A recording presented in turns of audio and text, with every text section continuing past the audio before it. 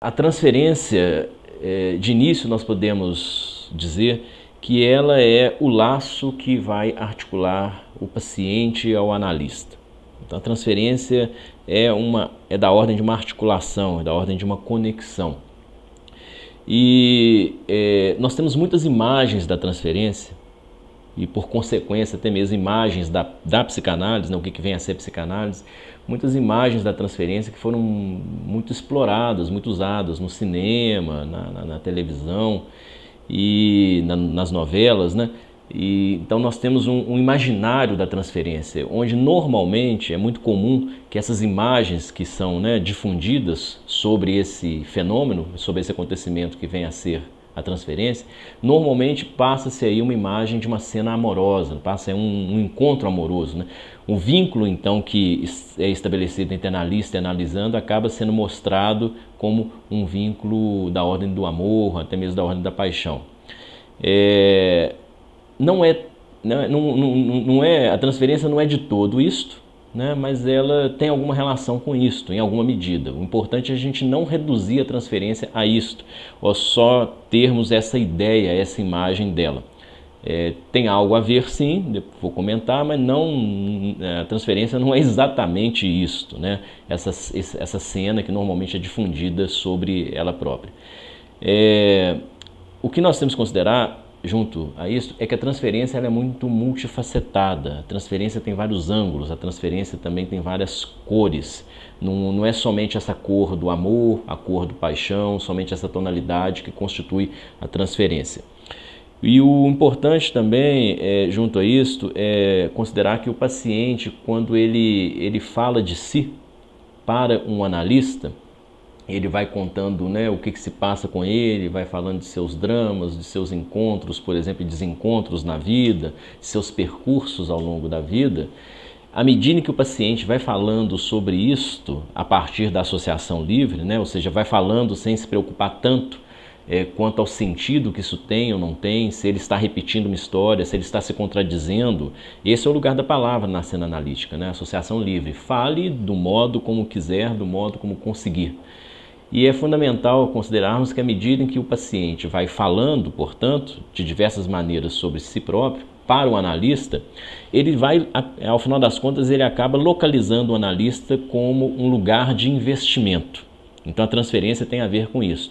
O analista surge como destinatário do discurso do paciente. Então é para o analista que, de certa forma, não inteiramente, mas é para o analista que o analisando está falando, né? Isso tem a ver com a oferta que o analista fez de início. Basicamente, qual que é a oferta? Fale. E à medida em que o paciente então vai falando, o analista vai surgindo como um lugar de investimento. Agora, de qual ordem é este investimento, né? Mais do que a gente já pensar apressadamente de que é sempre investimento amoroso, né, é sempre uma cena amorosa, é importante a gente conseguir levantar a seguinte pergunta: este investimento ele é de qual ordem? Ele pode, né, ser de várias ordens, né? Nesse momento, o que eu gostaria de ressaltar, isso tem que ser melhor desenvolvido, o que tem que ser agora ressaltado, que eu gostaria de ressaltar, é o analista como um lugar de investimento, para que daí a gente possa entender melhor até mesmo o que está em jogo na palavra transferência, a palavra Übertragung, uma palavra em alemão, de onde Freud, né, extrai o conceito de transferência, é uma palavra usada na língua e tem muito do conceito que estava presente no uso da palavra na língua. Transferência significa isso, transferir uma coisa de um lugar para o outro. Transferência implica em deslocamento, pegar algo que está ali e trazer para cá. Então, a transferência significa o quê? Que enquanto o paciente está falando para o analista e vai cada vez mais colocando o analista como um ponto de investimento, deslocamentos vão ocorrendo. Então, situações vão sendo tiradas do lugar. Há algo no paciente que, quando ele fala sobre ele próprio, por exemplo, a sua relação com o mal-estar, a sua relação com o sintoma, enquanto o paciente está falando sobre isso, há também um deslocamento, né? As coisas começam a ocupar um outro lugar na vida desse paciente. Então, transferência diz respeito a isto também. não necessariamente só o vínculo do paciente com o analista diz respeito a isso, mas é por este vínculo que algumas coisas na vida do paciente vão se deslocando. Daí, por exemplo, um fenômeno muito curioso que ocorre no momento inicial da transferência, um fenômeno comum. Isso pode acontecer nas entrevistas iniciais, nos primeiros momentos que uma pessoa está chegando, né, ali no analista. Alguém que chega com mal-estar muito intenso, né, por exemplo, não está dormindo bem, não está se alimentando bem e está sendo tomado por isso. Esse sintoma ele é transtornante, atrapalha demais a vida da pessoa, e é muito curioso que quando a pessoa começa a falar sobre isso para o analista, daí a pouco ela começa a achar que ela está melhorando, que ela já está muito mais tranquila, que ela está voltando, por exemplo, a se alimentar, está voltando a dormir. Então há aí uma espécie de rápido ganho, rápido efeito terapêutico. Não quer dizer que o mal-estar não possa voltar por outros caminhos, mas o que eu estou querendo dizer é que esse efeito de alívio que às vezes as pessoas sentem é tão curioso que tem pessoas que marcam uma sessão com o analista, telefonam, entre o telefonema e a chegada elas já estão melhores em algum aspecto. Falam, já estou muito melhor, talvez nem precise vir aqui, nem precise continuar a vir. Né? Isso significa que o analista é muito bom, é muito competente? Né? Não necessariamente. Isto indica que algo da dimensão desse trabalho psíquico, que tem a ver com a transferência, já está, né, sendo iniciado, e que deslocamentos começam a ocorrer de início, bastando que a pessoa direcione o seu discurso para o analista. Estabelece-se ali o laço e daí deslocamentos podem ocorrer. Uma marca do deslocamento, não é a única, é esse efeito terapêutico que às vezes pode ser muito surpreendente. O analista não deve se encantar demais com esses efeitos, achar que as coisas se resolvem de maneira tão ágil e tão facilmente. Temos que convidar o analisando a prosseguir, a ir adiante. Mas isso dá mostras, isso dá indícios de que algo da transferência já está sendo estabelecido. Pois bem, além desses efeitos terapêuticos que indicam em alguma medida a transferência, o enlace do paciente com o analista, temos aqui dois pontos cruciais que eu gostaria de ressaltar. Como eu disse, a transferência é da ordem de um laço, o laço do paciente com o analista. Eu gosto muito da ideia de pensar a transferência como uma articulação, mais ainda como dobradiça. A transferência é a dobradiça que conecta elementos diferentes. No caso, o que mais aparece na cena transferencial, mas não é a única coisa, é o paciente e o analista.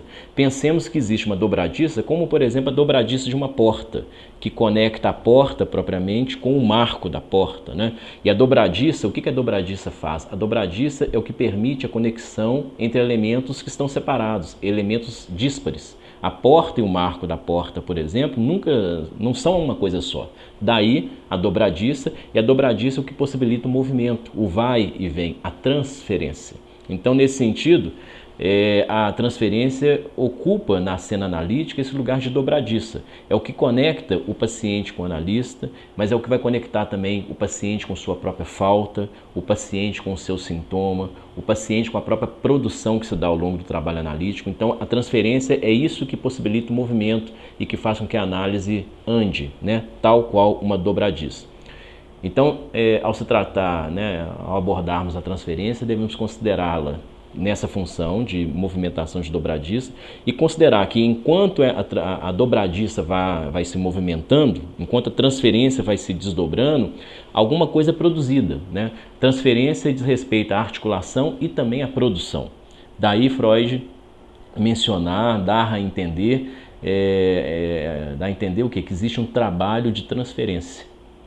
A transferência ela produz, é uma articulação que não só articula e produz, e uma análise vai se desenvolvendo nessa direção. Um ponto fundamental da gente também localizar é que essa dobradiça que vem a ser a transferência, ela funciona também e funciona muito no intervalo entre as sessões. Não é uma dobradiça que funciona somente na presença do paciente e do analista, face a face, por exemplo, ou dentro do ambiente do consultório. Um espaço muito privilegiado de trabalho e de produção que tem a ver com a transferência é o espaço entre as sessões. É daí então que Freud vai dizer que a transferência ela impulsiona a análise, ela funciona na análise como um motor, ela desempenha um papel de motor. Freud vai dizer que a transferência é a condição, tem até uma expressão em latim para dizer isso, é a condição sine qua non. Sine qua non, ou seja, sem a qual não, sem a qual nada feito. Se não houver essa articulação e o movimento de dobradiça dessa articulação entre paciente e analisando, a análise ela não funciona, a análise ela não anda. Então, nesse sentido é que Freud vai dizer que a transferência é o motor da análise. Ele está dizendo isso no início do século XX, então ele vai usar uma imagem, que é a imagem que ele tem na época. Ele vai dizer que a transferência é a mola propulsora da análise. Hoje nós falaríamos que é o motor, né, que é o gás, a transferência é o que dá pique, né, é a pilha da análise, por assim dizer, é a bateria, né, é a energia, é o energético da análise, é a transferência.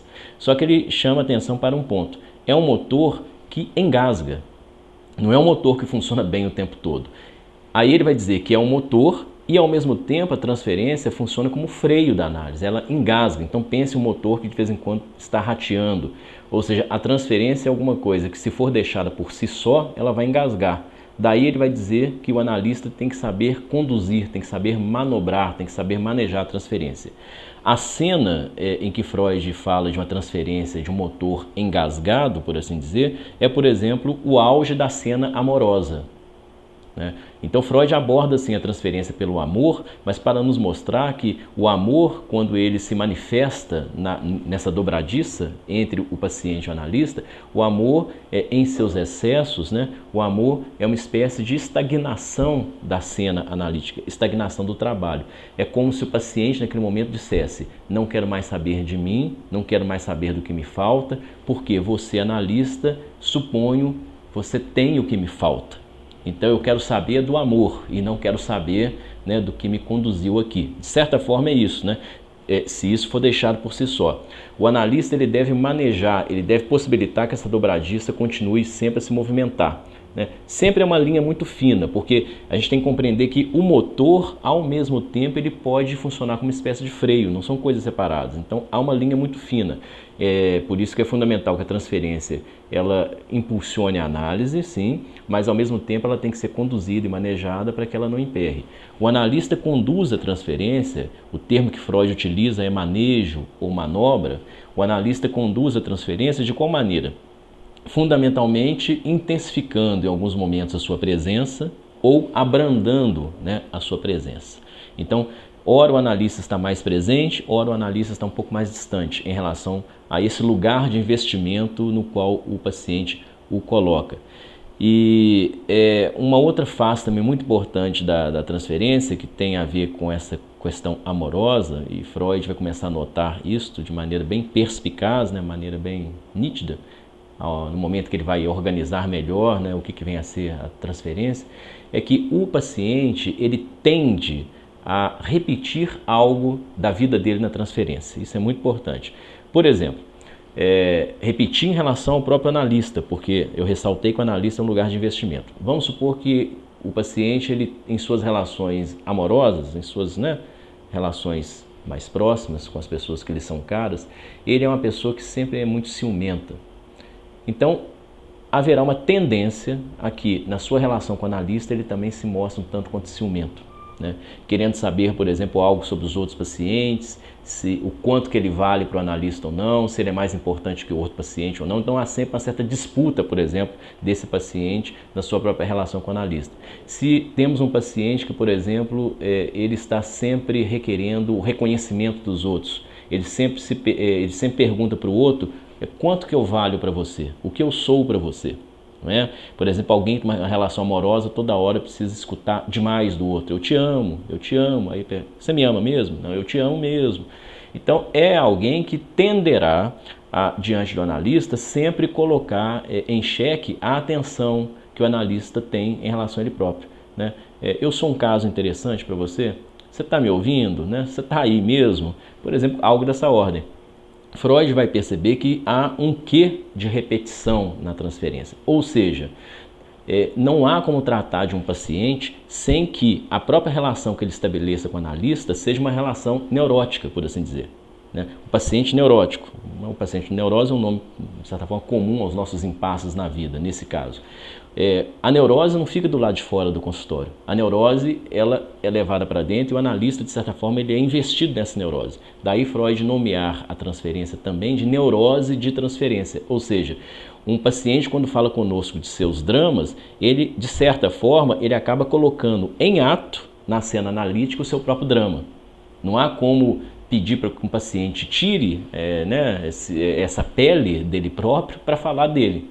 Transferência diz respeito a isso, né? Então essa massa, de certa forma, que diz respeito aos impasses que o paciente tem com relação a seus objetos amorosos, né? O valor que ele tem ou não diante do outro, a busca de reconhecimento constante que, por exemplo, ele pode ter ao longo da vida, isto vai sendo levado para a sua relação com o analista, porque o analista, ele é também um lugar de investimento. E uma análise, ela é conduzida na medida em que o analista vai manejando, vai manobrando isso daí. O que é muito excessivo nisso pode emperrar uma análise, mas sem isto, sem esse lugar de investimento, uma análise também não avança. Então há aí um interessante, por assim dizer, jogo, uma interessante dinâmica de presença e ausência. Presença e ausência. Uma analista contemporânea chamada Colette Soler, num dado momento, em que ela está abordando essas questões aqui que nós estamos trabalhando, ela vai apresentar uma imagem muito interessante, muito curiosa, para falar de qual que é o lugar do analista no manejo desse motor que engasga. Ela vai dizer basicamente, o analista é uma espécie de bombeiro piromaníaco. Bombeiro piromaníaco. É um bombeiro que, de certa forma, tem que deixar que algo do fogo, né, aconteça, mas não pode deixar demais. Então tem, né, esse lugar que o analista tem que estar constantemente atento, e isso varia de caso a caso, isso tem variações, oscilações também ao longo de um mesmo caso. Esse lugar que há de proporcionar para que a análise avance, que o motor que já é dado a engasgar, engasgue, mas ande também, faça com que a análise avance.